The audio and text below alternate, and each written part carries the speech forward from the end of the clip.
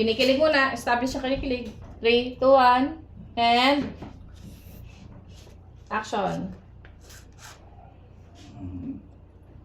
Yan. Isang smile ulit.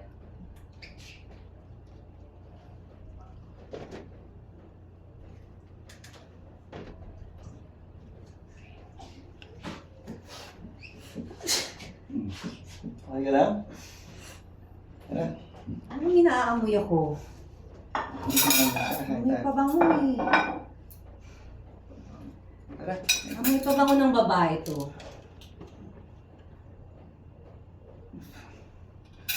Ito yung kaamoy nung katrabaho kong sales lady noon.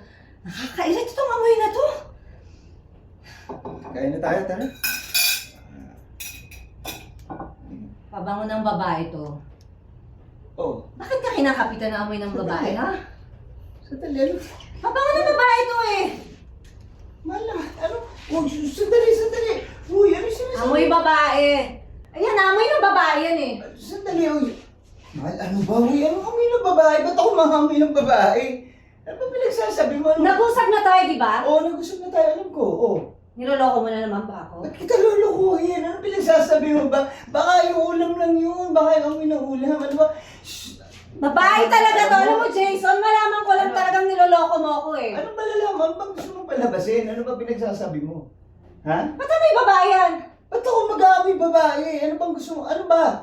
Ano ba to? Parang Niloloko mo na naman ako niloloko eh. kita? Ano ba to? Anong ibig mo sabihin? Wala ka na naman tiwala sa akin? Wag ka na magpapahuli sa akin, Jason. Ano ba? Di ba nangako na nga ako sa'yo? Hindi ko na gagawin yung mga pagkakamali ko noon. Di ba? O sige. Aminin ko sa'yo. Pero sisihin mo yung kaibigan ko. Yung kasama ko doon sa trabaho ko, si William. Nakilala mo na yun. Yun ang sisihin mo. Nangiram ako ng pabango sa kanya eh. Eh, mali ko bang papahiram niya sa akin? Amoy pang babae. Kung alam ko lang, di sana, hinayaan ko na lang bang amoy ako. Yun yung totoo.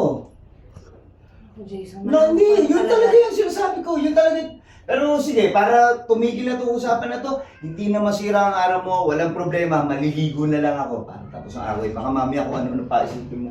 Amoy na naman ako. Teka lang. Jason, teka lang.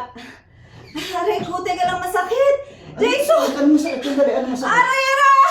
Jason! Ay, hindi ka, dadali ka. Sakit ang tiyan ko. Punta tayo? Dapat pala nagpa-confine na tayo sa ospital. Ang sakit! Sandali, Jason!